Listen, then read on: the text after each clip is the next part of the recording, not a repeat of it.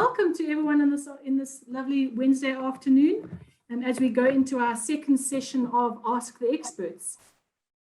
We are joined this week by four experts in remuneration, and I'd like you all to extend a warm welcome to them. I know we can't clap or say hello, but I'm sure the sentiment is there. The Ask the Experts, as you know, it's the second one in the series where we'd like to gather experts on a particular field where you are welcome to ask your questions, your burning questions, and our experts will try their best to answer within the time that we have to give you the information that you need in the time that we have. I'm going to ask all of you that if you have a question, please pop it into the Q&A. Try and keep it as short as possible so that we can get through all the questions that we need. And you can carry on chatting in the chat, but make sure the questions are in the Q&A so that we can see them. If there are any questions that are more of an in-depth advisory type of question, just note that we're unlikely to be able to answer it here in this session. Maybe our experts can give you some pointers and some tips as to where to go next. But we won't be able to go into big in-depth questions here, but we can definitely point you in the right direction. You can contact us afterwards for a name and some information, but let's just keep them to the more burning, quick questions that we can answer in the session. Okay, so let's get to our experts. We've got a great panel today. We've got, starting off, Barbara Lombard. Important to give the middle name, Barbara Lombard. Barbara has been in the field for about 15 years now as a board member as well as a committee member. She's currently serving as the executive director of 21st Century, which is a specialist reward and HR consultancy organization, and chairs a remuneration committee for Bussin Health. She's also a member of the SALGA remuneration committee. Previous roles also include being serving on a board and chairing board of several public sector organizations. So that's great for our public sector questions that come through. Ronel Nienaber, Dr. Ronel Nienaber is a master reward specialist, currently chairs our IoDSA forum and a member of the King Committee's remuneration subcommittee. She has also worked in the HR and awards remuneration field for the past 30 years. So there's great experience coming through there and a lot of great information. Mark Bussin, Dr. Mark Bussin, he's been on one of our webinars before, so you know great information coming through there. Mark serves as the chairperson of 21st Century. He has experience across all sectors and is reviewed and is viewed as a thought leadership in the HR remuneration area. And Mark serves on numerous boards, both on audit committees and remuneration committees, and has consulted in quite a few countries. Mark joined the King Committee in 2019 and chairs the King Committee's remuneration subcommittee, on which Ronel serves, as well as our fourth panelist, Martin Hopkins. Martin is the head of reward advisory services at Bowmans and a past president of the South African Reward Association and a master reward specialist. So as you can see from the credentials, we have definitely got the experts in the room. And I would like to, let's kick off with a bit of a question that is very much relevant to our current situation. We are over 18 months into the pandemic, the COVID-19 pandemic, and this has definitely affected the remuneration space. What I would like to ask our panelists, is the cost of COVID-19 pandemic sustainable? Mark, can I kick off with this question to you, and then we can rotate around the panel and see who else has anything to add. Thank you, Julie, and greetings to my fellow panelists and greetings to all the participants. It's nice to have nearly 70 people on screen. Is it sustainable? The cost of COVID in some industries was worse than others. So I'm excluding IT industry that did well, and I'm excluding companies like Netflix that did well. But for those companies that did not do well, those that were hit hard, I don't think they'll ever come back. A lot of businesses have closed down. People have lost their jobs, and there is no coming back from it. Those that manage to keep their head above water are scrambling. They're scrambling to get their head further above water. It means changes. changes in all sphere, changes in the operating model of the business, changes in HR policy, changes in reward policy. And let me pause there. Julie, the answer is for some of us, we'll never come back. And for some of us, it was the land of plenty. Thanks, Mark. Ronel, do you want to step in there and add anything? I think that's a great answer, Mark. I think, as you said, many organizations have been hit either on the cost line or on the revenue line in terms of COVID-19. For those that have managed to continue their operations and continue to at least get some revenue, it certainly hit them on the cost line in terms of having to make sure that there are safe protocols in place in the workplace. Specific equipment had to be issued, masks had to be issued, sanitizers. In many of the environments where you have operations, you had to decrowd your shifts to make sure that there's social distancing as best as possible. Special leave categories had to be offered to staff. Those that had to go into quarantine, those that are sick leave had to be extended. So the question, I suppose, is for those organizations that have managed to keep their heads above water and at least to continue to operate and still get revenue in, to what extent will they be able to continue to manage those additional costs that are related to COVID-19? Are we, for example, at some point in time going to say to staff, well, sorry, we can't give you extra sick leave anymore if you're now sick for the third time with COVID-19. You're now going to have to start taking some of your annual leave. Or we can't give you more quarantine leave. You're going to have to take some of your annual leave or unpaid leave. So those are the lucky organizations that have still been able to offer those benefits to staff, because there are just so many companies as well that have unfortunately had to revert either to the government to support or otherwise had to grant unpaid leave to our employees. That asks the question, is it time to review our policies to deal with these things? Maybe. Yeah. Martin? So, yeah, I think just one of the other things, there's been a cost of breakdown of relationships between stakeholders as well. So I think what's been concerning me and a number of fellow advisors in the space is that there have been quite a few changes to policies to deal with the COVID-19 epidemic. And, the fact that this is an uncontrolled issue that's obviously hit incentives and share plan vesting, many companies have done something to address that. And in general, shareholders have been not supportive of that, been quite angry and not happy at all. And other stakeholders, the public at large, unions, have been, to be quite honest, incensed by the situation that executives are still getting some reasonable bonuses, even those companies that haven't done fantastically. And I think one of the costs of this pandemic is an increasing breach of trust, if you like, or distance of trust. So I think the low votes that we've seen on the remuneration reports in the last season has just really shown that breakdown of trust. And there is, on one hand, an issue with companies needing to keep people in the country, in the company, to do what they need to do to be able to thrive and survive out of this element. But on the other side, shareholders are saying it's just not cool to pay executives lots of money when shareholders are doing badly and people are losing their jobs. So I think it's been one of the hidden costs, if you like, of COVID, a further breakdown of trust in governance. Mm. We have a question coming in from our audience. One of our audience members would like to know, how do you tweak remuneration policy in a hybrid work environment? Barbara, would you like to take a chance at that or take a crack at that one? Sure. It's a very interesting question, and a lot of people are thinking, is it a temporary resolution? Is it a long-term resolution?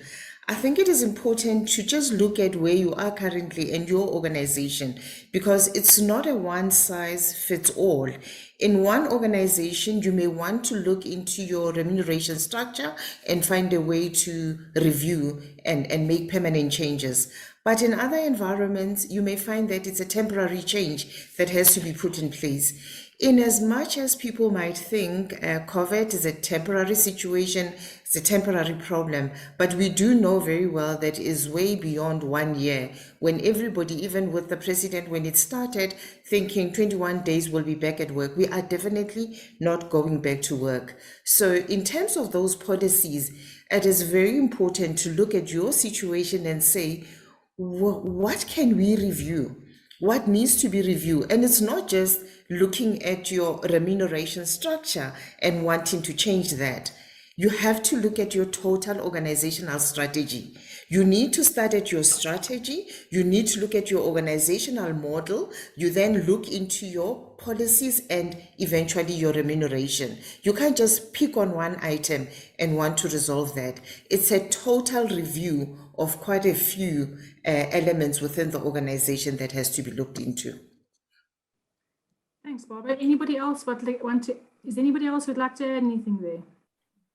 Yeah, I think if I can add, I think from a hybrid perspective as well, one needs to also understand in the working environments, like Barbara said, whether it's going to be permanent or not permanent, but if it is going to be a permanent arrangement, which one of your employees are you able to, or which of your employees are able to continuously work from home? Like we've had, many office-based employees being able to work from home over the last 15 months. Which of those do we actually need to get back into the office, and which of those could then have a hybrid environment, and almost structure policies in around those three different groups of employees. So I'm excluding, for the purpose of this particular response, employees who are working in the front line, and I'm referring to healthcare workers, I'm referring to employees in operations and retail sites, etc. So obviously there you would never have that particular opportunity to be able to structure your policies in that regard. And then one needs to also decide, the impact of that working environment, what will that have on the culture of the organization? The fact that you no longer have an ability to have your team together and have a quick powwow or a quick chat or a quick conversation. There are employees that tell us that they have never ever in person met their colleagues because they joined an organization. They have never in person actually had a conversation with the person that works along them in the same team. It's always only been virtual meetings. So to what extent does that actually start to impact the fiber of the organization, the fiber of the teams, and our ability to really build the DNA and connect in the working environment? And then one needs to look at your line managers, their ability to continuously manage performance on a virtual basis, and how one needs to equip employees and line managers alike in terms of operating in that hybrid environment. I'm going to move slightly off the topic of COVID and the pandemic, but it is related. There's a question coming through that asks, understanding this challenging context that we're working within and cost management, what is your guidance on how we manage salary increases and bonuses against the rising cost of inflation and still keeping employees motivated and retain talent? Mark, do you want to have a go? Yeah, thank you, Julia. I saw that question in the Q&A. There's some great questions in there, and I think this is going to be quite a robust conversation today. So it's about running the business well.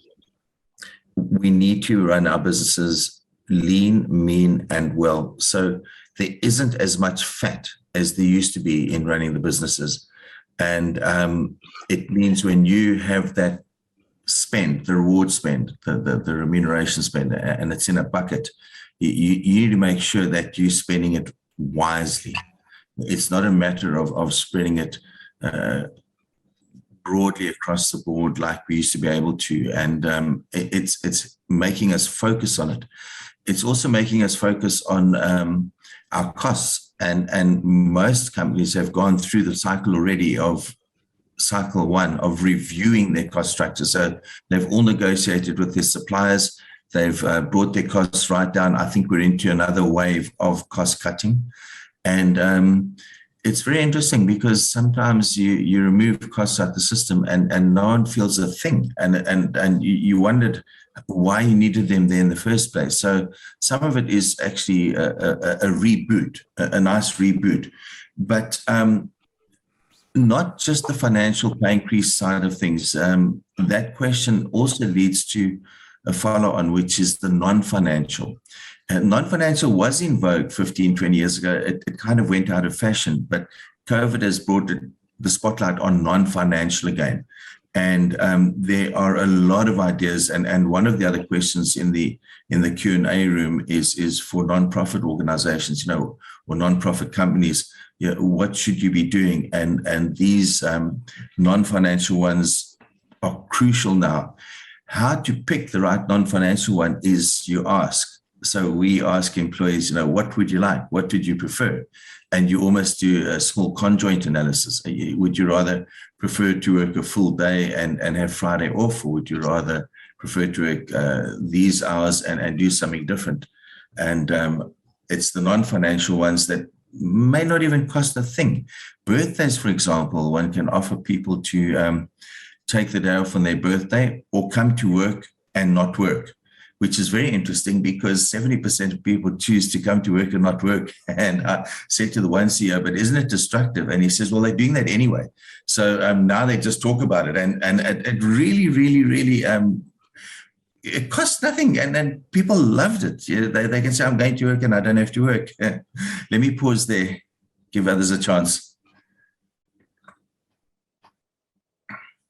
Yeah, maybe two things, and then I see Barbara's got her hand up. So I fully support Mark's point about the non-monetary elements. There's so many things that we can do so much better to make life easier, to make people feel good about being at work. Recognition systems are often a much, much cheaper way, getting you a much better ROI. So the good old employee of the month and the kudos to someone that's helped me. A, you can reinforce behaviors and values, not just raw profits and outcomes. And B, it sometimes is for free, just the employee of the month thing, and monetizing it to some extent, where you can give people restaurant visits or sorbet visits or whatever you might do. So it's a little bit of money, but compared to your 100 million rand sort of STI pool, it's actually petty cash. I see Barbara also had something to add there. Thanks, Martin. I think you are spot on, you and Mark, talking about those EVA, economic value add principles in place. But what is also very important is for organizations to look into their talent management strategies. This is time that you look and say, who is core and critical to my organization? This is time to say, who are my top performers? If you are going to use the old principles and practices whereby it is salary adjustment time, it's time to pay bonuses, we have a wallet, let us give everybody a CPI related adjustment, let us give a 2 to 6% performance related adjustment, you'll find that you're going to battle because your stakeholders are not really going to appreciate, because money is scarce. Now, if you have your targeted talent management strategies, you have the ability to possibly say, let me use the Pareto principle 80-20. Let me take my 20% of my rewards and target and hit on that target and make sure that I am retaining the people that I want to retain. For the others, yes, they are good. They are part of the organization. They're doing well, but you do not necessarily will feel a huge pain and impact if anything were to happen in that area. But it doesn't mean you want to manage that loosely. I say that with utmost caution as well. However, I'm saying have your strategies in place, focus on the areas that you should be focusing on. Thanks. Obviously key in this particular conversation, if you've gone through a year where people had to take salary cuts and maybe still taking salary cuts or unpaid leave, or reduce work hours, then the conversation about increases in bonuses are going to be an easy one. Because I think everybody will then agree they would rather just not have an increase as opposed to have to further reduce their costs, their salaries by taking reduced hours, for example. And I think that the answer to the question probably lies in the combination of everything which has been said, Julie, is the fact that we need to look very creatively at our employee value proposition, start very much focusing on those non-financial rewards, but also in terms of the financial rewards of what is it that can be afforded by the company. Yes, inflation is a reality in South Africa. We can't get away from it. But then one also needs to weigh up the fact that, do you want to give increases, but then you're going to have to start losing jobs, or what is it that the company actually can afford? And I think, as Mark has also said earlier on, is that every company has been influenced by COVID in a very different way. So it's not a straightforward answer that can apply to all organizations. We have a question coming in from our audience here, which is quite a good one. When you consider what is fair pay, there are often very different interpretations of fair pay based on different size organizations and companies. What would you recommend Remcos take into account in determining what is fair in terms of remuneration? Martin, do you want to start? Yeah, this is a difficult one, and especially for a mathematician like myself, so getting into the realms of ethics and philosophy. So I think there are a couple of ways that you can try and be fair. The first thing is looking at market data and saying that for this role and this job, what is the typical market fee, for what's the typical market rent for this skill? So I think benchmarking, whilst I always say it's a bit of a black art, and job grading and all of those sorts of things are the disciplines that remuneration professionals do, and that really tries to price jobs and say that I'm paying fairly for this job. So that's the first thing. The other thing, which I think is very, very important, is the whole legal concept and ethical concept of equal pay for equal value of work. And that's one of the pay gaps. I call it the horizontal pay gap, because you're looking at people across the organization. And that's something that I think Remcos, we're talking about what should Remcos be asking. They need to put a focus on it, and they need to make sure that people that are at the same job grade, more or less the same time in the role, same performance, as much of similarity as possible. So if you put them in a group or bucket, are they being paid very, very closely to their colleagues? And that's an internal parity exercise. So the benchmarking is about external parity. The equal pay for equal value of work is about internal parity. And that's something that a Remco and internal HR and reward functions need to be looking at. Then I think those are relatively easy and mechanistic things to be done. I think the huge societal issue that we're dealing with as Remco advisors and Remco chairs is what about this vertical pay gap, which is from the top to the bottom? And there's a huge amount of debate of what is an acceptable ratio of the boss to the tea lady.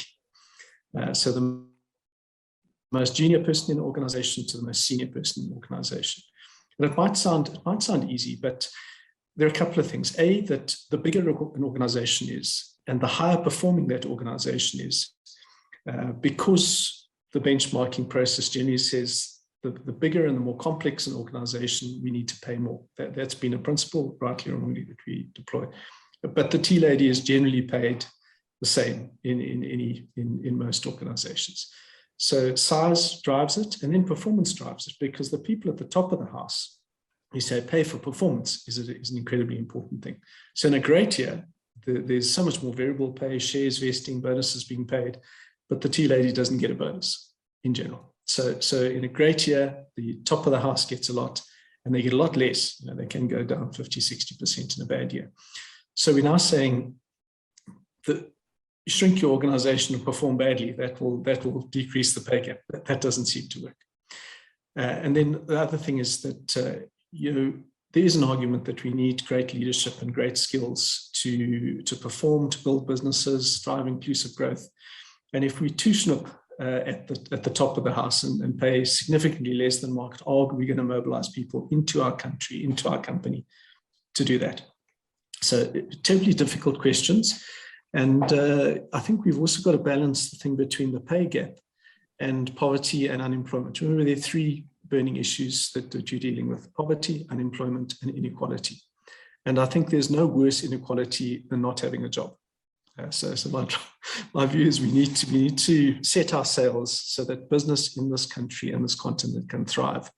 And that's the exam question. What do we do to do that? So those are the elements of fairness that I would say. And apart from sorry for the very quantitative answer, external comparatives, internal comparatives, and then this philosophical question about how much of a difference and inequality between the top and the bottom is acceptable, but that drives competitive and inclusive business growth. Thanks. Barbara, do you want, Mark go ahead, Mark.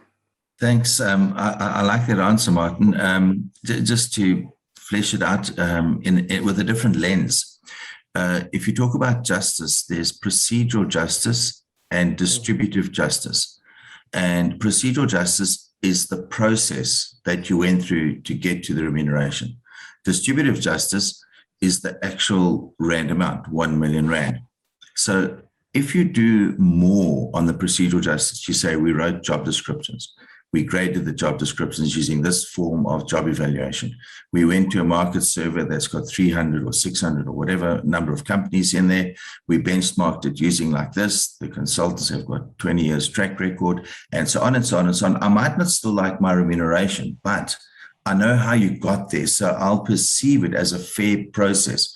Once I perceive the process as fair, I'm more likely or more inclined to be happy with my remuneration. So that's just another take on it, using different words, but another take on it. Thanks, Julie. Okay. Anything else? I will proceed to the next question then. Do you find that institutional shareholders have enough of an understanding of the intricacies of remuneration when voting on the policy and the implementation report? I can see Mark immediately does not think that's the case. So you can start. I'm quite sure my colleagues will want to weigh in. I don't mind finishing it off. But I can start. No, I mean, some of them come straight out of university with honors in economics, and they get told by the bosses, that's how you must vote. We don't like this, we don't like that, we don't like the next thing. And they don't really engage. They don't think about it. They don't think about your context. They don't think about your circumstance. They don't think you've had to hire someone from there or do the next thing or the other thing because something's broken or because you're particularly trying to drive a certain strategy, be it market share or cost control or something. They just apply them blindly. So I'm generalizing, of course. So you get some that are really excellent. And of course, they engage with you and understand what you do and why you're doing it, take it on board, no problem. But there are others where I've just had an absolute talking to the wall. It doesn't matter what you say, they don't think about your response, and they've just been told how to vote and what to say. Let me pause there. I'll go ahead.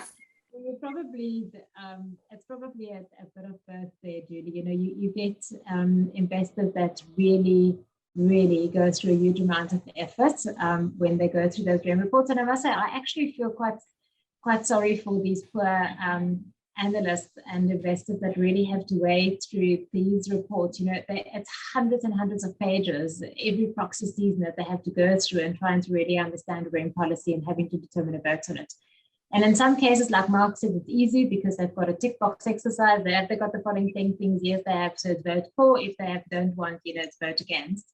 But I think there's a mixed bag there, where I think some really go through a huge amount of trouble to understand the policy, to understand how it integrates into the people strategy, how it supports the business strategy, and is it linked to value creation, where others perhaps have either don't have the inclination or the interest, or perhaps just don't have the time to go through it. Thanks. Barbara? Oh, okay. We all know, everyone knows that the Companies Act is currently being amended, and there's rumours of what's in it and what isn't in it.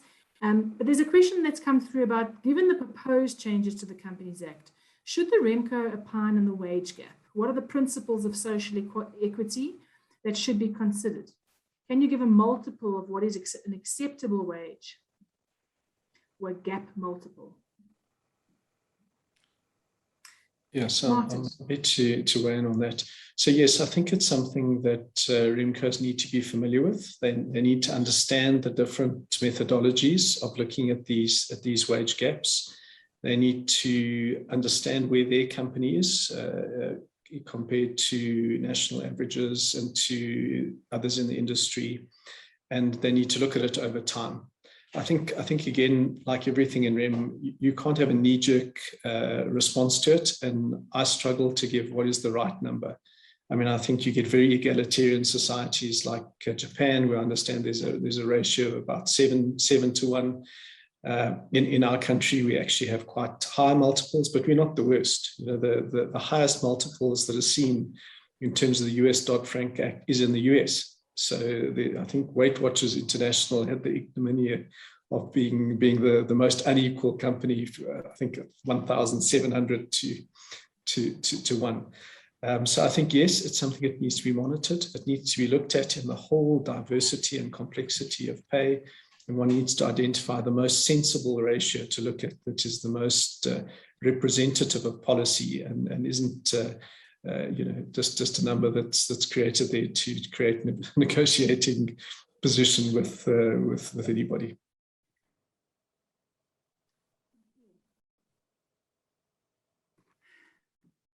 Another question.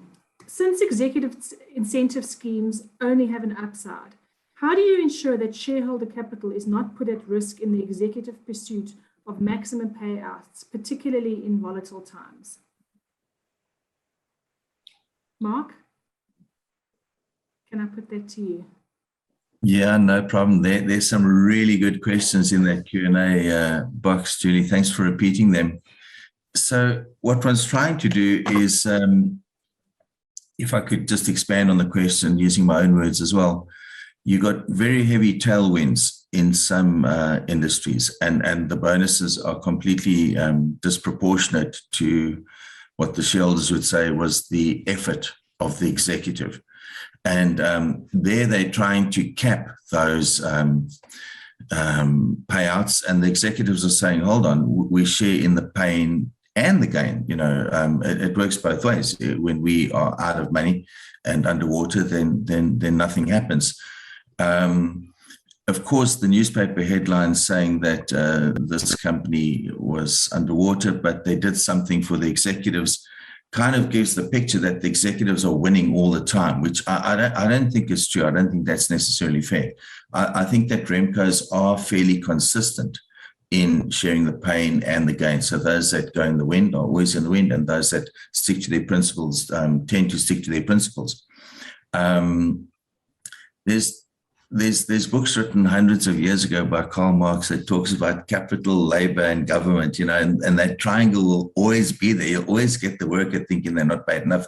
You always get the shareholder thinking they're putting in more and getting out less. And it's a creative tension that has been around for hundreds of years and will be around for hundreds of years. It boils down to that question of fairness yet again. What is a fair model? And in a free market economy, if the shareholders are unhappy, they can just take their money out and invest it somewhere else. If they want to leave their money there, they need to say what they want the executive to do differently. And they do that. And that's the paper that the IoDSA recently put out on shareholder engagement, effective shareholder engagement. I honestly think that South African organizations are better than other countries at shareholder engagement because of our King 4 code of conduct. The non-binding vote forces you to go and engage, and you are required to say in the next integrated report how you engage, what questions were asked, what your reply was, what you did about it.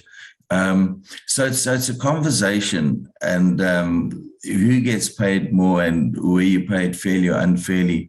There are so many moving parts of that equation, including the tailwinds and COVID. So let's do COVID. I've talked about the tailwinds.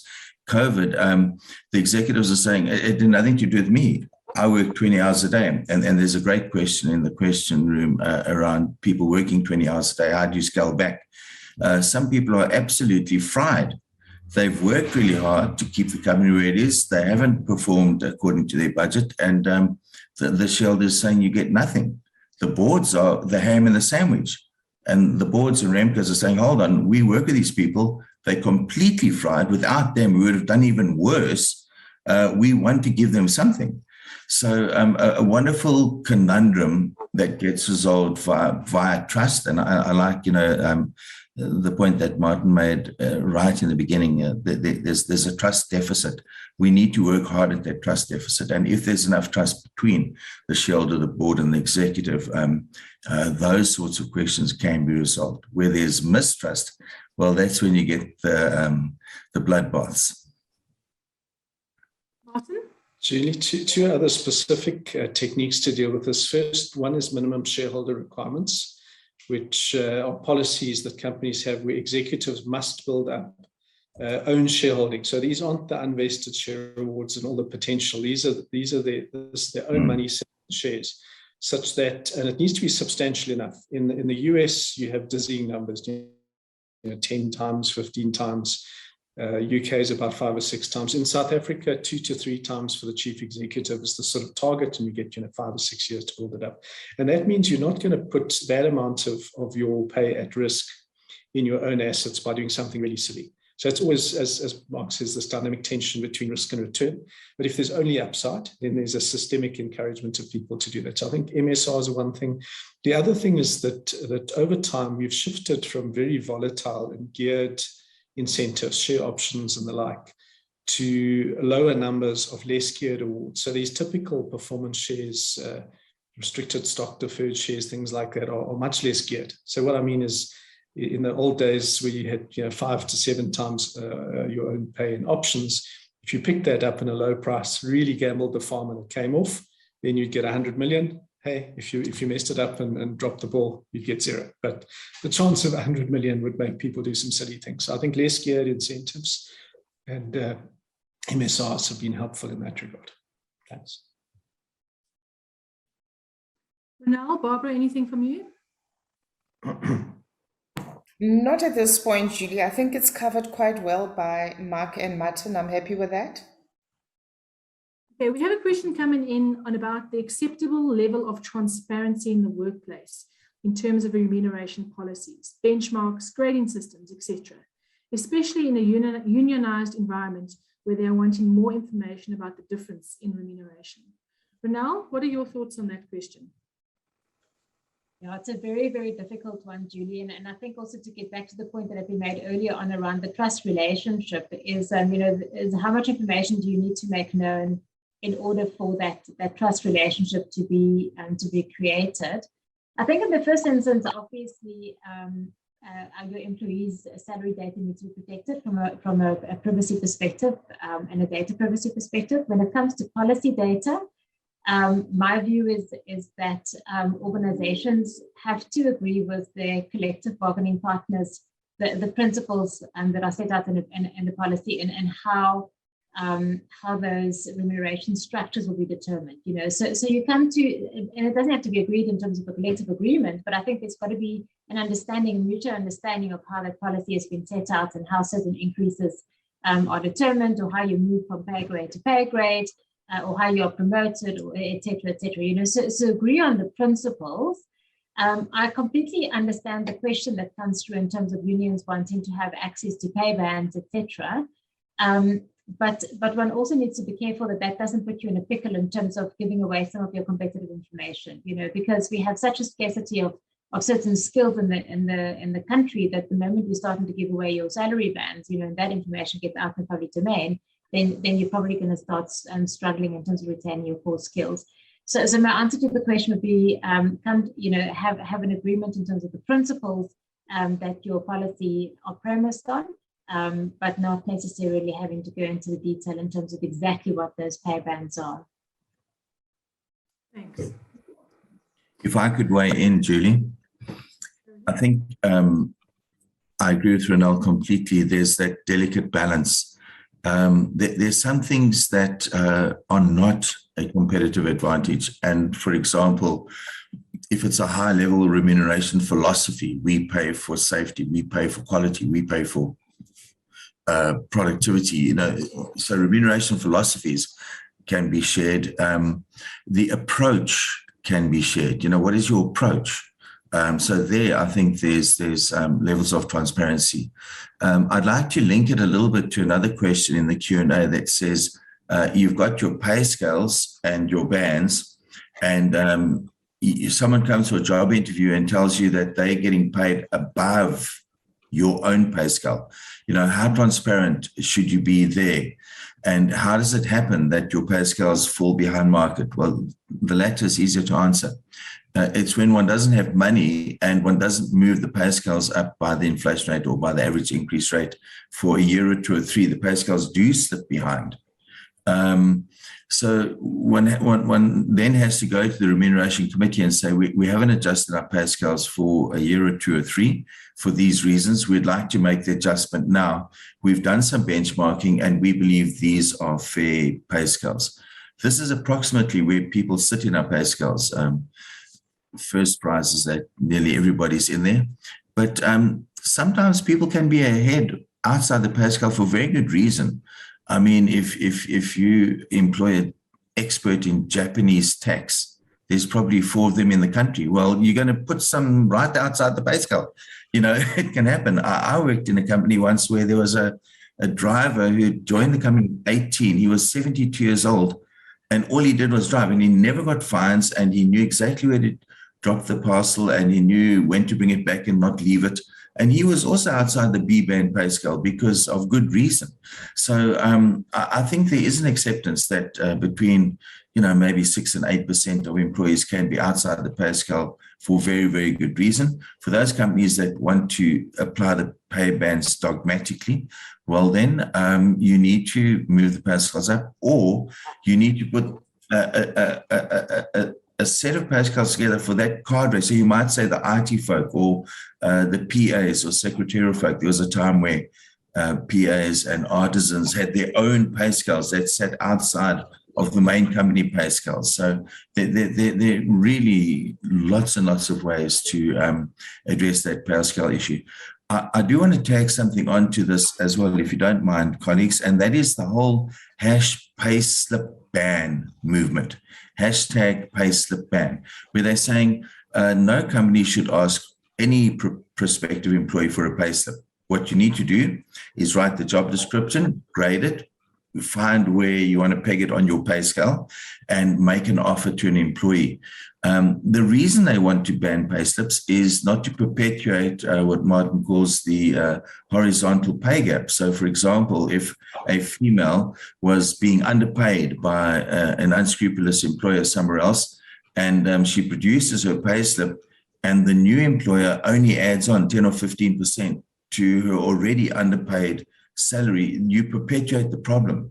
So the pay gap in South Africa, we believe, is somewhere between 15 and 18%, which means a woman works an additional 2 months every year. They work 14 months to earn what a man earns in 12 months, which of course is clearly unacceptable. And banning the pay slip is another way to try and address that horizontal pay gap. Let me pause there. Any other thoughts?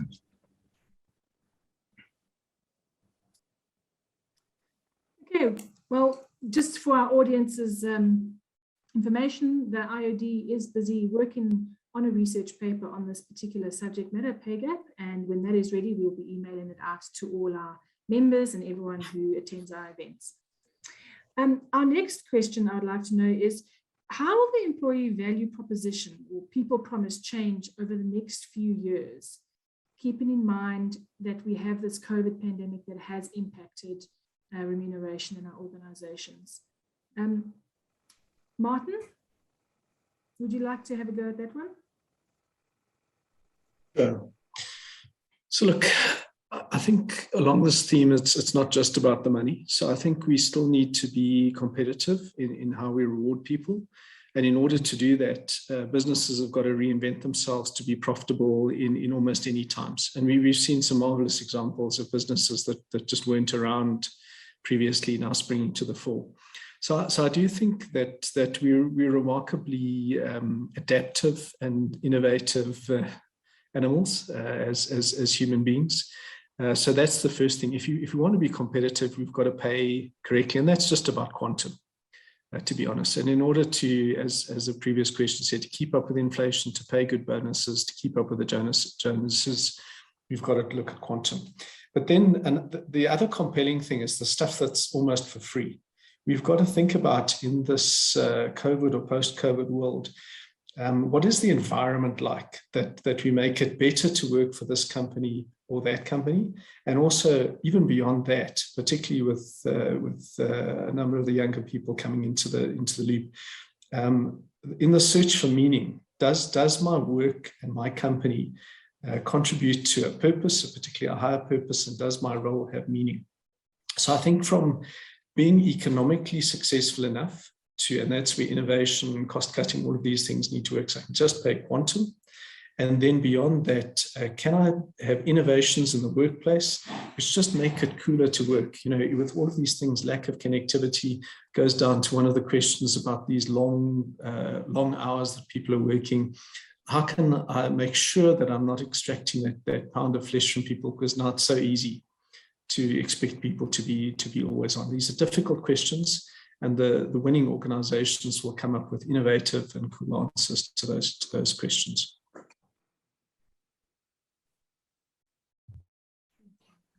I think if I can add to that as well, Julie, and I think we've touched on it a bit earlier in the conversation as well, is companies who are going to be able to have a flexible approach in terms of what they offer staff are going to be the ones that are going to be winning the most talent. You know, if you have a look at what your typical employee value proposition consists of, you're looking at culture, leadership, the working environment, career opportunities, and salaries and benefits. You know, those are typically the buckets that an EVP consists of. And when you think of the fact that you have 4 generations of working in one environment, we're going to have to start being a lot more creative in terms of being flexible in addressing the needs of all generations in one environment. I was having a very interesting conversation with a colleague in the US the other day who said that, you know, flexible working environment in the context that you work from home is now a standard clause in advertisements. So if so prospective candidates look, if they want to be able to continue working from home, they look for that. You know, so that becomes part of your value proposition, is the ability that you can offer, for example, staff to work from home or to work in a virtual environment or not. You know, the ability to start saying to staff, you know, you can buy back leave. You know, you don't have to just take your 15 days leave a year. You can actually discount some of your salaries and buy more leave. The ability to trade off, for example, a bonus for an opportunity to go on a specific career program, you know, career progression program or development program. I think it lies in the trade-offs, and it lies in the ability to be flexible. That's going to be what we're going to have to do going forward.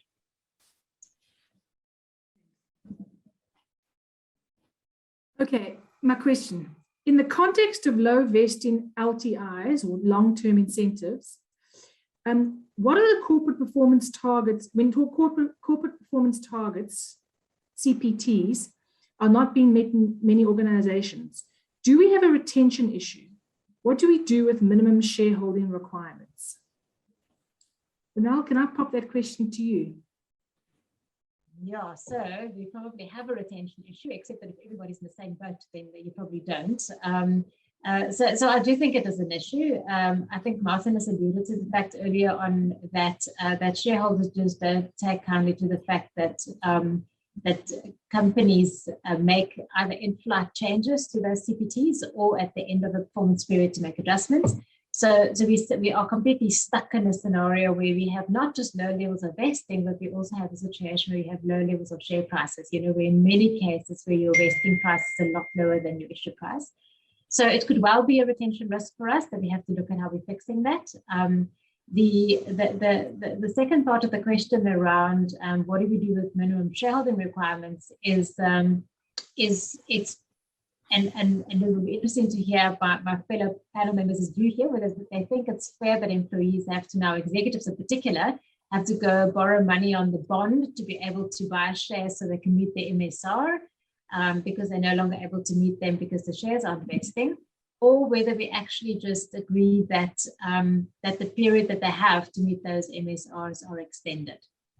And that's sort of where my view is I think one has to be fair in the circumstances, is that if you can't meet it in your 3 to 5 year period because of low levels of vesting, it's not due to anything that you've specifically caused as an executive, that we extend that period, but then that any vestings in the meantime have to be counted towards those MSRs. But it will be interesting because there could well be shareholders that say, your executives have enough money, let them take their personal funds and go buy those shares.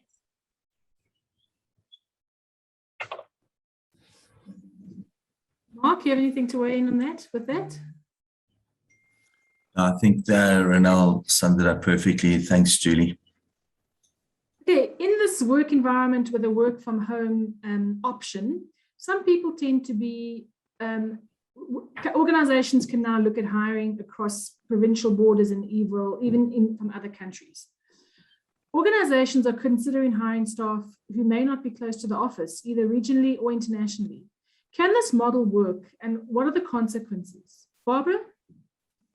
Sure, thank you, Julie. It's quite an interesting concept. Working from home, we've all realized can work very well, and it doesn't matter where people are. However, we have certain responsibilities as well within organizations. Remember, we have fiduciary responsibilities when it comes to the organization. But before we are within organizations, we are within countries as well. Yes, we may want to hire people from remote environments. If there is a lack of skill, there is that area that we need to look into, because it's all about addressing your own issues within the country, I would imagine, where you say, do I hire a PA from another part of the country or another part of the world? Yes, we could do that, and it is doable, and it is not a problem.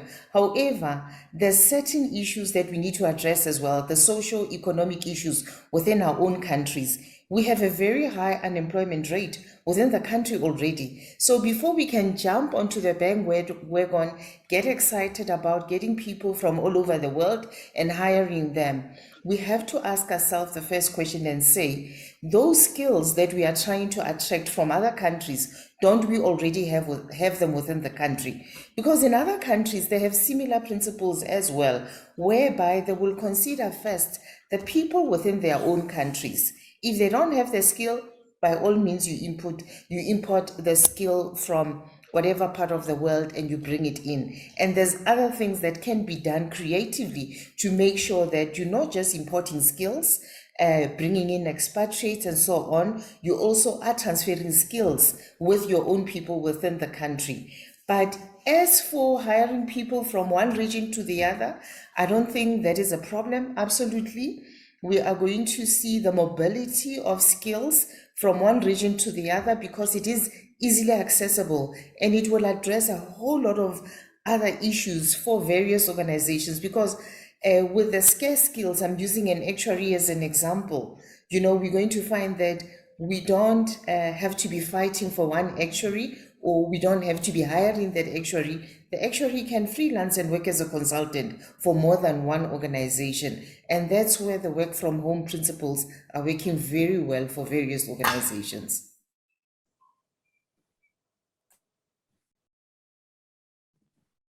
Over the years, okay, let's just put it this way. The question coming through from our audience is that this person has heard many times over in the past year from industry leaders that South Africa's pay level is very high and has been increasing at a steep curve for many years. It is said that our standard increases are much higher than other countries. Does the panel agree with this? And given this, there's a large number of retrenchments occurring at the moment, or pay cuts since COVID and lockdown started. Do you believe that this is the trajectory? And do you think COVID or lockdown has helped in breaking that constant rise in pay compared to other countries? Are we starting to normalize now with this slow the trajectory down? Martin? So I think the question that I would have, are they talking about executive pay or worker pay? So worker pay has typically been going up at 2 to 3% real. So the first thing is obviously international countries and companies have got much lower inflation. So you've obviously first got to adjust for inflation. So the question is, do we have real increases in pay? So I think in terms of executive pay, the pure increase in guaranteed pay has slowed down. And in the last 10 years, there's been a differential that executive pay has gone up by 1 to 2 to 3% lower than worker. Worker pay, until quite recently, has been going up at 2 to 3% per annum real. And that isn't something that you've seen in other countries. I think I'm not an expert at union negotiations and worker pay, but just looking at where people have landed recently, and Ronel may be able to give more perspective there, but I am seeing, because of pay cuts, unemployment, that unions have been prepared to take lower increases and closer to inflation than the inflation plus 2s and 3s. Our dear public sector unions being an exception, that seem to think 2 to 3% real is the right. But I think executive pay has come down to about inflation and sometimes a notch below. It's really the incentive remuneration which drives the systemic pay. And I think worker pay has probably started to come back to something more like CPI. But maybe Ronel and Barbara, if you're closer to that, or Mark, any views on that?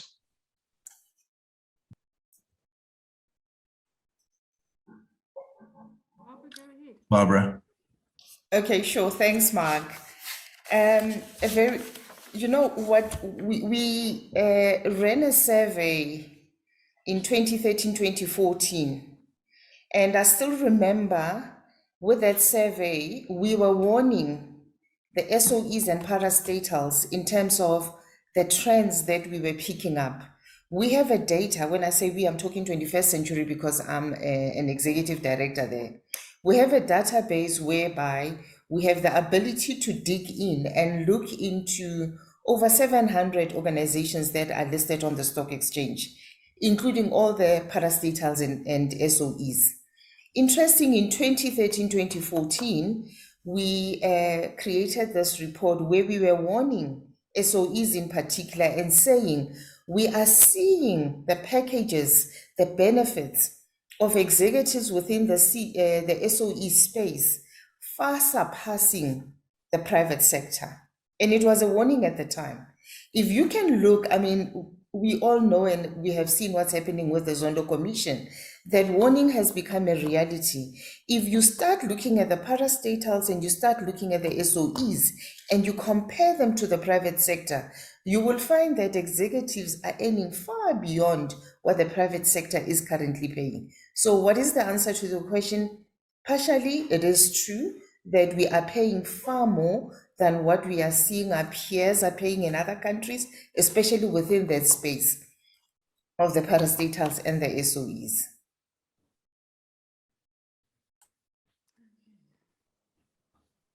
Thanks, Barbara. We have a question that goes back to, it's a comment, but it raises a question on executive pay upside. Many current executive incentives now have a malus clause for clawbacks. Martin, what are your thoughts on that question or that comment?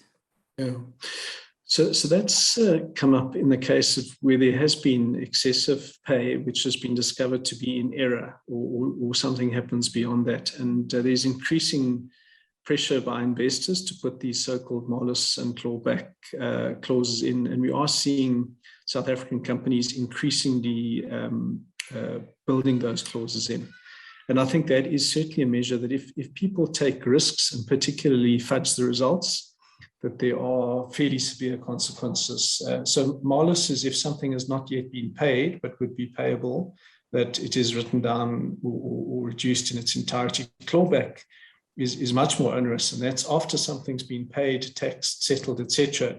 Within usually 2 to 3 years of that happening, you suddenly discover there was a fatal flaw in the determination of that amount, which was knowable but not known at the time, that then you can actually require that executive to write out a check and pay back that money. So I certainly think that should hopefully make executives think twice about fudging the results, and secondarily of taking excessive risks in generating those profits. I think it is a measure. And most reputable companies are bringing those measures into place.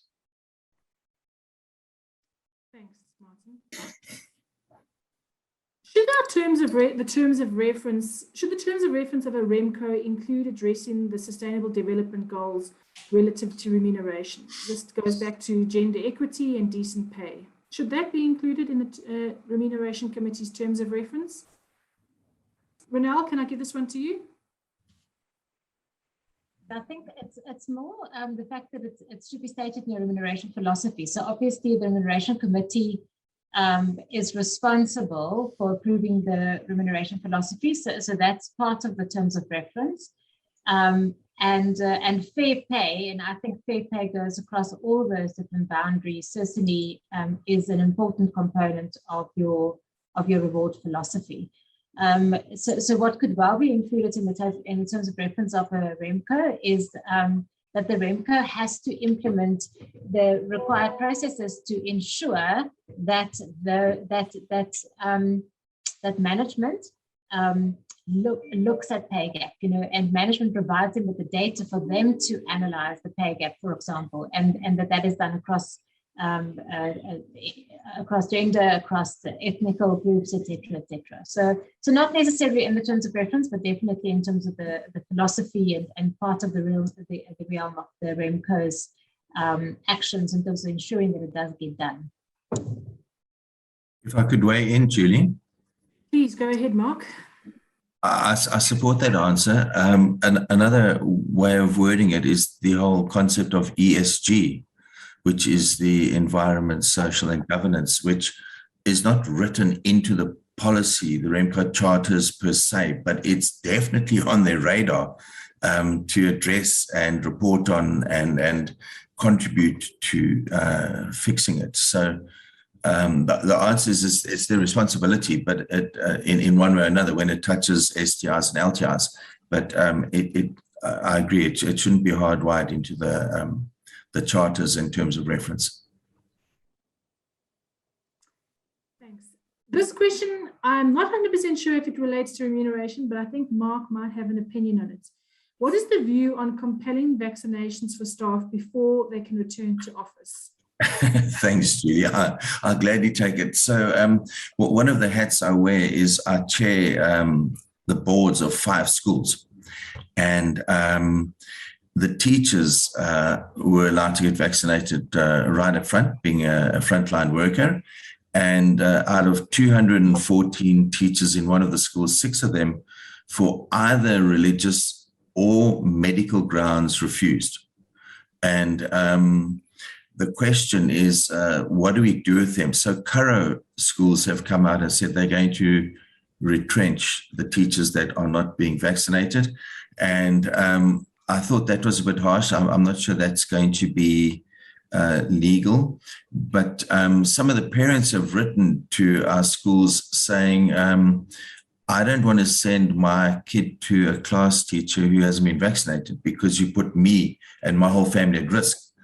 And we've had to take quite strong legal opinion, and it differs. But if I had to say out of 3 or 4 different legal opinions, the one theme is consistent, and that is even though your constitutional right is your right to not do something or to do something, where your right has a massive impact on others, it's not that you lose your right. I don't want to use that word, but just for the sake of the conversation, the rights of the population and goodwill kind of supersede and trump your right, which means it depends on the job. If you're a school teacher and a nurse, you can be compelled. And if it doesn't depend on your job, I suppose it doesn't matter. You'll work from home and not be vaccinated. I think it'll be very situational. Thanks. Okay, I have another question for Barbara. Barbara, when would you persuade your board or not persuade or try to dissuade your board into paying top dollar for your CEO? Is it good business or is it not? There's no straight answer to that. I cannot say you should be paying top dollar to the CEO or your executives, and I cannot say you shouldn't be paying top dollar to the CEO. I think there's Martin earlier spoke to those variables earlier when he was responding to one of the questions. That question or those principles are applicable throughout. There is an opportunity to pay CEOs top dollar because of the size of your organization, because of how your organization is performing, because of how the CEO is performing, and the fact that you are wanting to retain your CEO. So it's not just a blanketly applied principle where we say CEOs must be paid top dollar. CEOs are supposed to be paid as per the market. And again, you are guided by the policies of your organization. You're guided by the practices and the principles of your organization. You're guided by the stakeholders as well. If all of that says we have the super duper CEO that we would like to retain by all means, you are then going to be paying at the top of the scale, which is around the 75th percentile and the 90th percentile. But there is no reason that all the CEOs must be paid at the 75th or 90th percentile. It might be a small organization, it might be a startup, it might be an organization that's not doing so well, or a growing organization. There's nothing wrong in paying within the 25th percentile of that particular category for CEOs. So it's not necessarily a one size fits all. You need to look once more at your practices, your principles, your talent management policies, and so on to make that call and say, this is where we will be paying our CEO and our executives.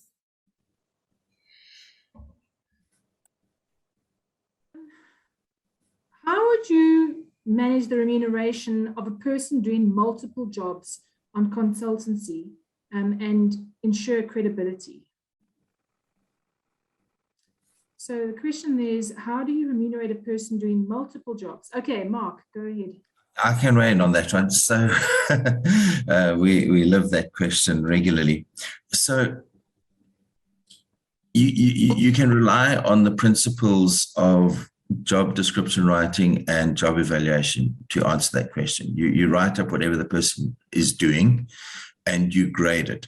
The highest or most complex task is what you grade. So if you're a consultant and you're writing job descriptions, you might earn 4,000 Rand a day. If you're doing job evaluation, you might earn 6,000 Rand a day. At the other end of the spectrum, you might be doing LTIs and tax, and you might be earning 20,000 Rand a day.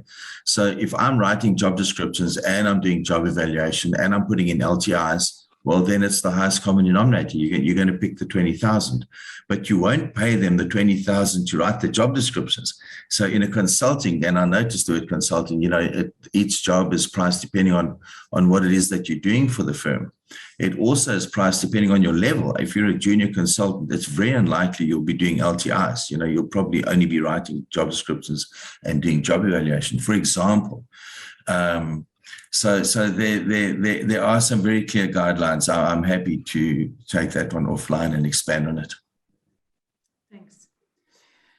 So one of the questions we had at a previous Ask the Experts is, how does that particular committee engage and work with other board committees? And this leads into a statement more than a question from our audience members, saying that excessive wage gaps ratios may be legal and affordable in a company context, depending on its financial performance. But is it ethical? So how does the REMCO and, for example, the Social and Ethics Committee provide,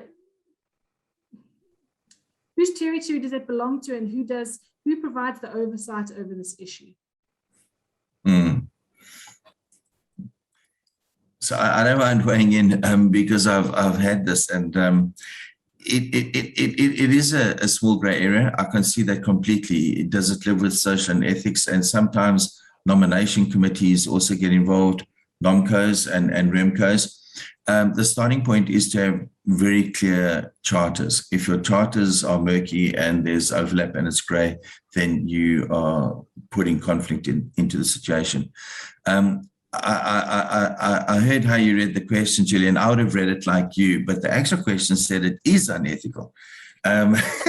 So I just like to come back to that. Is pay unethical? It might be too high, but it's not illegal. And you might say it might be a little bit immoral Maybe I'm playing with semantics, but I think the question came from quite a considered view that says it is unethical. If something is unethical, it does come into the domain of the Social and Ethics Committee. But I think very few Social and Ethics Committee would say that high pay is unethical. What they might say is that if the minimum wage is way below a living wage, that could be unethical. So, that's a much more likely scenario for me. Let me pause there. Thanks for that correction, Mark. The question I have for Martin is this the right time to offer VSPs in trying to deal with increasing cost line? And maybe for those who are not as clued up, could you just let us know what VSPs, what that acronym stands for? It's voluntary separation packages. Yeah, that's it. So is it the right time to offer them? So firstly, I think one's got to be very careful with retrenching or letting people go, at this time when COVID might still be not a temporary, but a transient thing. And I think one of the things that I've given input on quite a bit before is really we need to do the best we can to hang on to our people and to look after them as much as possible. Secondarily, and remember, a voluntary separation package, it's not an explicit retrenchment where you've got to go through the Section 189 process, that you offer people to take an offer. So you can say, I'm going to give you 3 weeks of pay for every year that you've worked. Would you like to take it or not? And that's in the context of 1 week per year being the legal minimum. 2 weeks is probably the traditional level. So obviously it costs you money up front to do that, and then you permanently lose the muscle of your organization. So I think it's got to be considered very carefully. And maybe there are other measures of putting people on 2/3 pay for 2/3 work, taking leave, those sorts of things, to try and keep as many people as possible. It is my sort of social conscience coming into this that I think would be there's nothing worse than being 100% unemployed. It's very tough being 50% employed with 50% income, but that's better. And I think from a solidarity point of view, you'd want to spread the load across the organization. Also, hopefully that we reinvent ourselves. Hopefully COVID goes away sometime. Hopefully we learn to work in the COVID context, and our organizations and our country and our economy bounces back to some extent. And if we've lost our people, to get them back in, to retrain them, to reacquire them is a very big expense. So yeah, you can do it, but really try and keep your people trundling along if you can. Thanks, Martin. With the preference, well, I wouldn't say the preference, but the practice of remote work at the moment, what is the panel's view of pay levels when employing from different provinces? So, for example, you hire somebody in Johannesburg, do you pay the person in Johannesburg the same as you pay the person you've hired in the Free State? Barbara, do you want to have a crack at this question? Yes, Julie, I think this question links up quite well with the biggest question and that's being asked everywhere, where people are saying, what is this thing about equal pay for equal work? It is directly linked to that. If you have one organization and you have people that are doing exactly the same job, whether they are based in the Free State, Limpopo, or Johannesburg and Cape Town. I know previously, many years ago, when we started work, there was that principle to say people coming from certain provinces were paid much more than other people that were sitting in low-lying provinces. But if the job is exactly the same, the grade is exactly the same, the experience and everything that is required, there is no reason for paying one that's based in Limpopo less than what we are paying the one that's based in Cape Town. No.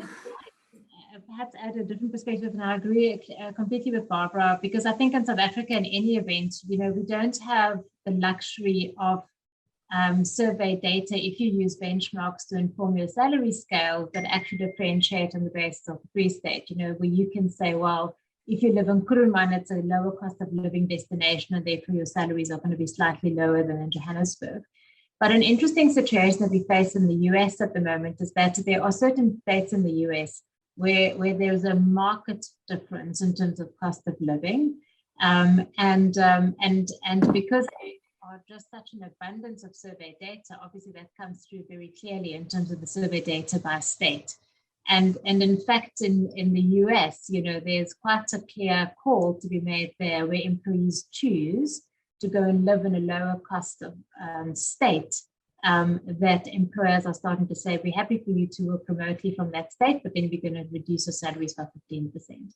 But I agree 100% with Barbara's answer in terms of South Africa's situation. So an act that has come into effect this year and has caused a lot of activity in emails and people's inboxes is the Poppy Act, or Poppy Act. Based on the Poppy Act, what is the impact on transparency on pay and other personal matters? Mark, can I throw this one your way? Yeah, definitely. Thank you. And again, being in a school space where you've got all the kids and parents' information, what can you and what can't you say, what can and can't you share? It's the same, I guess, with pay and employers and employees, where you definitely have to comply with the Act. Most people got a big fright when they read it, but actually complying it's not that difficult. It's not so onerous that you're hampered and completely hamstruck.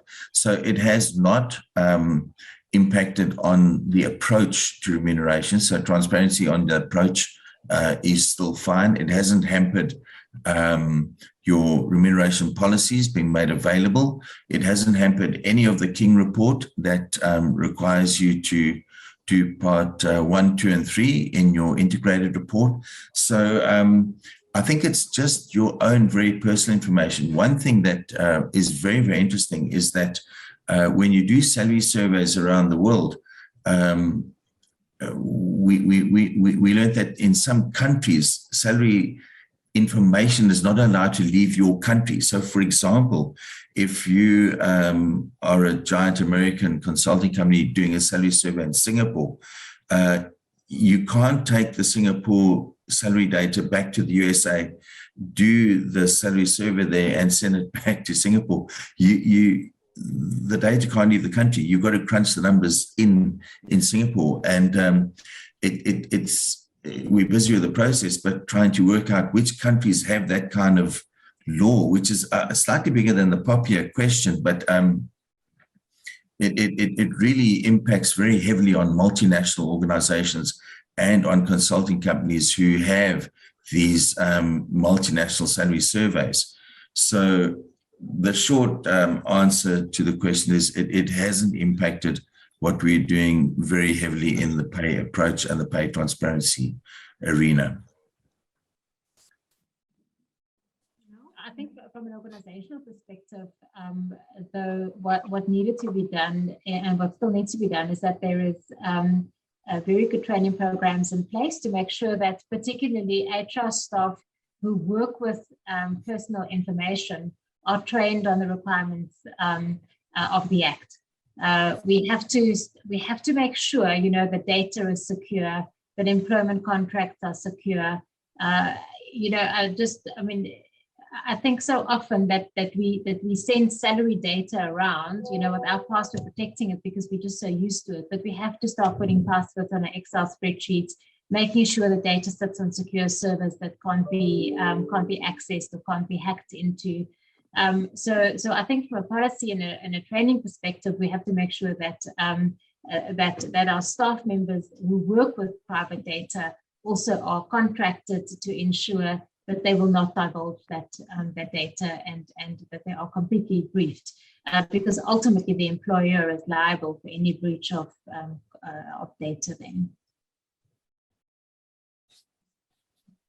We have a question that comes in that doesn't always necessarily tie in straight away when you think of remuneration, but it is possibly relevant. What techniques can organizations use to address long working hours, not switching off, and depression and home stress management home stress management amongst work from home employees? So there was one too many words in there. A tongue twister indeed, Julie. I don't mind kicking off with this one. This is quite serious. And I don't think we really understand it well enough. But preliminary research that I've done in Australia suggests that 1 in 4 Australians are on fluoxetine. Fluoxetine is the active ingredient for Prozac, which is, for depression. 1 in 6 Americans is on fluoxetine, which if you had to think of our current situation in South Africa, you could say our statistics are probably the same, which means that if you walk in a shop, 1 out of 6 people, 2 out of 10 people have some issue, some psychological issue. If you think of some of our leaders, especially in the hardcore industries, like, for example, mining, where you got to really kick hard to get that tonnage out the ground, and you do it with someone that's on the edge and is psychologically a little unstable, it's really serious. You push people over the edge. I can mention it because it's public information. SA Breweries did some work and asked their employees and had psychologists come in. 1 out of every 10 was almost on suicide watch. I mean, that's quite serious. It really is serious. So we haven't really fully grasped the extent of being told to stay at home. It's not that I want to go somewhere. I just want to know I can. And this whole riots in Europe and America, where someone's even on his deathbed with an oxygen machine saying, I'm not having the jab, I don't want to be told what to do. The CEOs are struggling the most because they usually come and go as they want. They do whatever they want. They make the decisions on their own. And now the government or someone else bigger than them is saying, thou shalt. And it's really, really, really affecting them. So on the psychological side of things, colleagues, I think we need to really be a lot more in tune there. Now, not that we are the line managers for those staff, but we set the short-term incentives. We gear it highly. We are one cog in a bigger wheel, but we need to be aware of a point where we say, okay, hold on, let's stabilize on the guaranteed pay and not make these STIs and LTIs so highly geared and so exponential. And let's just tone things down a little bit. I think that takes some of the pressure off it. When it comes to work hours, when we were at work, we used to schedule 10 or 15 minutes or 30 minutes to walk to the next meeting room. On Zoom, what I tend to do is schedule them back to back because I know I don't need to walk anywhere. And by the time it comes to 6 or 7 p.m., I'm absolutely fried and I haven't got up, I haven't walked. We need to make a conscious effort. So what's happened is that because I'm working all the time, it doesn't matter when I send off an email or WhatsApp. I don't expect the person to answer immediately, but some people feel they need to. And they feel like they're available 16 hours of the day. It's a conscious effort. It's almost like going to gym where you say you're too busy to go to gym. No one's too busy to go to gym. It's not a priority. You've got to make it a priority. You say between this hour and that hour, I'm going to gym. Between 5:30 and 7:30, I'm going to sit down at the table and have family time. Whether I'm hungry or not, I'm going to sit there and talk to my family. And one has to make one's own mental health, wellness, and work hours a priority. Then I've got a youngster, I put him to sleep, and then I'll do the last few emails while watching, a bit of TV, and then shut off at 10 o'clock. Nothing past 10 o'clock. It's a lifestyle that we need to get used to. We're still getting used to it, but it's a priority. It's a priority. I like that question. Thank you for asking it. We need to prioritize our own mental health because the corporate or your boss is not going to look after your mental health. And I don't think they need to. I mean, it's your job to do it. And unfortunately, you also have to learn to say no. And not unreasonably, of course, if there's a deadline or you have to get the Remco pack ready because Remco is next week and you've got to get it out 7 days before. I understand that sort of deadline, but I'm saying the unreasonable deadline. I've sometimes said no, and someone just said, okay, well, yeah, tomorrow's fine. And had I not have said no, I bend my back doing it, So let me pause there. I think I've probably made enough enemies online. Martin, I saw your hand go up there. Yeah, I just think in the areas that we can control, so in our own teams, our own companies, and this needs to be set from the top. We need some internal codes of conduct. So what I've taken to doing, I also write emails till relatively late at night, but and on holidays and things like that. But what you can do is just to save them as draft and just have a discipline, send them out at 0800 the next morning.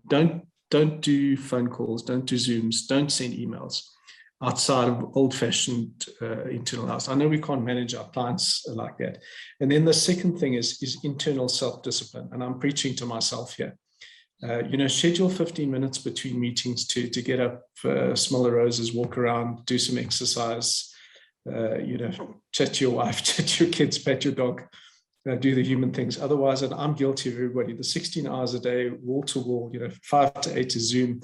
The other parts of the day is actually doing the work to prepare for the next full day of work.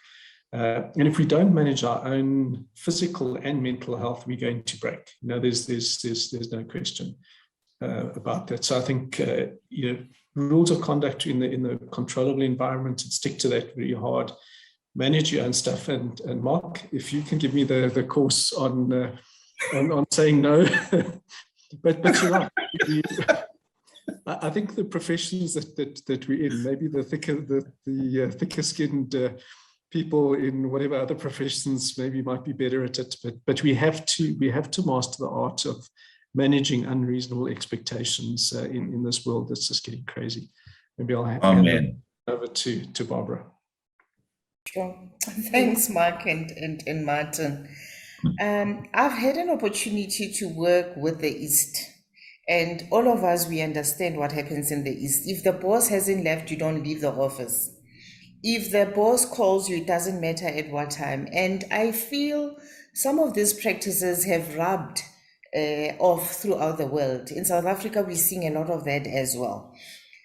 As we are sitting here as executives, as leadership, it is important we set the trend. In those organizations, I saw some of the good ones where they then introduced things like, I think that's where the Happy Friday started. And if you as a leader do not introduce some of these practices and say, listen, my executives, do not send an email to any employee after 5 o'clock on Friday. Because the minute you do that, there is an expectation that you're expecting an answer, even though you don't want an answer now. I like what Mark says. He says, it's good enough to send it at 8 o'clock in the morning, the following day, or on a Monday. So it's some of the things that we do as leadership that puts pressure throughout the organization. So you can introduce those non-financial practices within the organization, like the Happy Friday. After Friday, 5 o'clock, no email is going out because you're not expecting people to be working over the weekend. And with the hybrid models, Mark is talking about the back-to-back meetings working from home. It is worse if you have a hybrid model. 1 minute I'm sitting here working from home. 5 o'clock I'm supposed to be at an exco in an office in Rosebank or in another environment. People don't seem to have adjusted fully to some of these practices to say, we still need an hour's drive time if we're expecting people to be moving from one meeting to the other. The other thing that is worse is even the hygiene is ignored because there is not even time to go to the bathroom or grab a glass of water or even make yourself lunch anymore. And that's why we are seeing a lot of people are more and more spending time with the doctors, other than with COVID, but with depression, as Mark has clearly indicated. The calls as well. This thing of making a call anytime, people will then are expected to take your call, respond. The WhatsApp technology is not helping as well. It's helping to some extent because we are easily accessible, but people are then expecting, I send you a message now, I'm expecting a response within the next 10 minutes. And that is what is putting pressure to all the people. Thanks. think if I can just also conclude, some of the mechanisms which companies are starting to consider at the moment is meeting 3 days.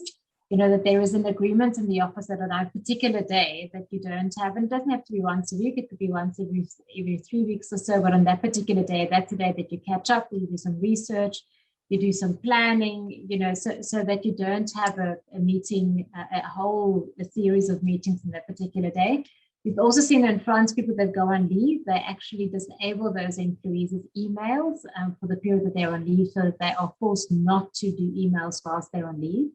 And I think one of the things that we find in South Africa at the moment is that a lot of people are not taking leave because, and in fact, we've got the same problem in Europe because people say that they can't go away. I don't want to take leave because I can't go away, so I end up stuck in front of my laptop in any event. And I think organizations also have to start forcing people to take their leave, even though they can't go away anywhere. It really is important for your mental health that you take that break. And that you actually use your leave to become rejuvenated and re-energized. So I think that is definitely indicative of what a lot of people are struggling with at the moment in terms of their personal space and their work teams. But bringing it back to our subject matter, I wanted to ask, what are the topical matters at the moment that our panel members are dealing with from a remuneration perspective? What is really your burning issues at the moment, or what your challenges are currently? Ronel, can I start with you?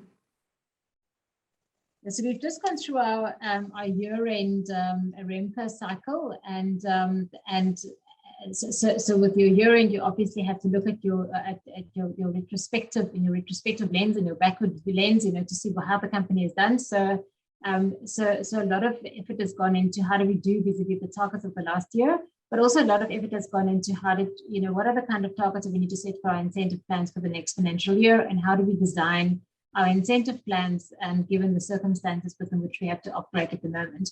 So that for us is quite topical. Also, we touched on it earlier on. The incorporation of ESG targets is big for us. So that you have a balanced scorecard of incentive metrics. It's not just financial targets, but also that your sustainability targets get a lot of attention. And then we're spending a lot of time at the moment on the employee value proposition as well. What is the people promise that we want to offer our employees? Mark? Thanks. To build on that, if your industry has very strong tailwinds and your results are stellar, trying to work out whether to pay the full amount based on those tailwinds or not. And it's a very messy debate because it stems from having a good or poor policy in the first place about sharing in the gain and the pain. The second one refers to the gaps, the various gaps, the vertical gap and the horizontal gap, and what is an acceptable number. So people like targets. People want to know what is the ideal, what's the target, and my answer is normally it's directional information. You actually want to, whatever your number is this year, next year you try and improve on it. Having said that, the vertical pay gap 200-300 years ago, CEOs were the CEOs in their village. And then it became the town, and then the city, and then the country, and now multinational. And the jobs have got infinitely more complex, which means that pay gap has increased from 1 in 20 to 1 in 200 or 300. I predict that it's going to continue increasing. It is an ever increasingly complex world that we're doing business in. Making tea and cleaning the floor has remained exactly the same complexity for 100 years. And I don't know how we're going to deal with that, because the minute you legislate something like that, it's going to go underground. And I've seen it in 2 or 3 other countries where they didn't legislate it, but the ministers in government asked to see the top 10 payers' numbers exactly as they were, and they just started getting bigger cars and yachts and second homes and things like that. So it's not going to be an easy one to solve. The horizontal pay gap is an easier one to resolve, but it's almost like a spiral. When do you stop? And how do you know whether you've arrived is the big debate. Diversity and inclusion, especially in some industries, are worse than others when it comes to not just race I'm talking about, but everything, all the various elements of diversity to make organizations truly diverse is taking much longer than I think it should. So how does one expedite that? And I think there's one conundrum that's coming up on the radar in the next 5 to 10 years is reaping the effects of an ever weakening basic education. So our schooling system, the education levels, they're dropping. The kids are coming out of there, not their own fault, but what they've been taught to memorize, and we don't need to memorize anymore. When I was at school, I had to memorize, but now I just go to Google. So schools are still teaching you to do things 50 years down the road that you don't have to do anymore. They go to university, and I work at schools and universities, and the universities are saying, well, these kids can't cope, and they fail in their droves. And then they come out of university and they go to your organizations, all 80 of you on screen, and you say, well, they've got this degree, but they can't do the job, and they're unemployable. So, unemployment and education kind of hunting packs, problems hunting packs, it's a huge issue. And I'm wondering to what extent corporates need to actually get involved in solving this problem. A corporate will say, listen, I pay my taxes. Government is your issue. But government are not solving the problem. It's and it's something that's really going to affect all of us. Let me pause there. Barbara, do you have any thoughts on this one, or what are the actually not your thought? What are the challenges that you're facing at the moment, or the most topical things that are coming across your desk?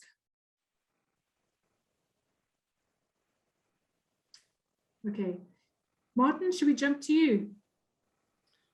Yeah, so I think there's big picture and small picture tactical things. The tactical things are, how do we deal with COVID? A number of my clients are really battling with getting responses to COVID in terms of what adjustments to make or not to make in a way which is acceptable to the broader stakeholder groups, and particularly institutional investors. And you've seen the blood on the floor with some of the voting in the last round. That's really difficult questions to deal with. I think the retention issues, investors don't accept any sort of retention payments, but we're certainly finding with certainly the environment in South Africa getting tougher, immigration, loss of skills. I was just chatting to a company before this call saying they've lost to Canada, they've lost to the US, they've lost to the UK, Australia. And it's very difficult to stop that happening, but we're not allowed to do any kind of retention awards by institutional shareholders. So I think that's a difficulty. And then I think probably the really big picture is how do companies in the large, and how does the whole remuneration, distributive justice, the role in generating the spoils and distributing them to people fairly, and really thinking deeply about that in a way that, first of all, enables economic growth and producing the spoils in the first place. Secondly, I think Mark's thing of saying, how do we get involved in this human capacity development from preschool to school to university to on-the-job training, which is a 20-year deal, and the politicians aren't going to help us with that. Remember, they've got 5, 4, 3, 2, 1, 5, 4, 3, 2, 1, the time to the next election, things that will bear fruits in 20 years. No surprise that the governments of the day are not really helping there. The civil society and businesses who need this human capital more and more to deal with complex problems and really generate fantastic, innovative products and services, we need great people. So business and society as a whole, I think we've been trying to rely on governments to help us. We're not going to get help from them. It's not just a South African thing. Globally, we have quite poor leadership around the world. I think we need to take responsibility for this, big, powerful organizations and corporations. We need to work on solving the problem in an economically viable way, in a way which wins hearts and minds of customers and other stakeholders, and creates this pipeline of people who are our most precious resource in businesses. And then we need to think about how do we remunerate people in a fair way. And I think I really like Mark's point that we need to pay our most junior person a decent wage, something which is frugal but dignified, that we feel okay about paying the boss a lot of money if every most junior person, the tea lady, the driver, the whatever, is getting a fair wage. And then to think about how we disperse that in a way that we can attract the talent and the leadership we need. And I agree with Mark's point, the people running the largest, most complex organizations are going to be paid more and more because their jobs, there's so few people that can and are prepared to do those jobs. We've got to deal with that, and we've got to think through the paradigms of business and society. It sounds like a very big picture, but remuneration committees, social ethics committees, we've got to play our role, and advisors and in company people, we've got to play our role in thinking through, and we've got to reinvent ourselves. The world is not working particularly well. We're leaving too many people behind. The top few are getting fewer and fewer and richer. The bottom 80 or 90% are getting poorer and poorer and more unhappy. And that's not a sustainable world. The unhappy bottom will gobble up the elite at the top if we don't find ways of addressing this. Thanks. Barbara, your last thoughts on this before we wrap up. Mine is linked more, Julie, to what has happened recently in the country. I often talk about change and say that we are used to change. You know, something happens, a crisis happens, we have time to take a bit of a break, to recover from what has happened, and then the next wave of change we find is hitting us. However, with the pandemic, with the crisis that we had within the country last month, we realize more and more that as we think we are dealing with one issue, there is a spiral of issues that are hitting us as leadership. My question is, our disaster management and recovery plans, it was very fashionable. I still remember in the mid-90s, every organization was drafting their disaster recovery management plans and remote and so on and so on. However, I think we are lucky, or it was a bit unfortunate, we experienced it with the pandemic, whereby we could then work remotely and work from home. And everybody is talking about the pandemic. Yes, it is a thing that we should be talking about. And my question often is, did we ever think about the endemic? It will come to an end, but it is not the only crisis and disaster that we are going to be dealing with as leadership in the country, or as leadership in the various organizations. There's various disasters that we have to deal with. Just as we thought we were dealing with the pandemic, there we were hit with the release Zuma. I don't know what to call it, whether it was a release Zuma or just the Tsotsis running and burning the whole country. This is what we all were experiencing. To this day, it doesn't even have a name. Now, we saw very clearly that our leadership on the political side was caught napping. Are we also going to be caught napping if something else happens to us as leadership in various organizations? Are we ready to deal with the next disaster should it happen? Or as people are already talking about, we are generally tired, we've been wearing masks, or the COVID, we can't do A and B, we are tired with that. Little do we realize that it is not the end of the disaster. There is a new disaster that we are already dealing with on our doorstep, which is the economy that was destroyed within 2-3 days by what happened in the country last month. And my question to all of us as leadership, as heads of organizations is, are we well prepared to lead the organizations that we have been charged with a responsibility to lead? Thank you. Well, we have definitely been given a lot of information and a lot of things to think about and to take back to our REMCOs, our organizations, and our personal work lives about boundaries. So I would like to thank our panel very much for sharing your views and your experience and your thoughts on the subject matter. And I would like to thank our audience for posing questions and for joining us today. We will be hosting a Ask the Experts for Audit Committees next month on the 29th of September. And we hope to have all our members join us for yet another very informative and interesting discussion. So thank you. Thank you to my panel members. Thank you to my attendees, and have a good evening. Remember, switch off early, not emails right until late. Thanks, everyone. Thanks, colleagues. Thanks, Thanks, colleagues. Thank you, IoDSA, and thank you to the participants. Goodbye.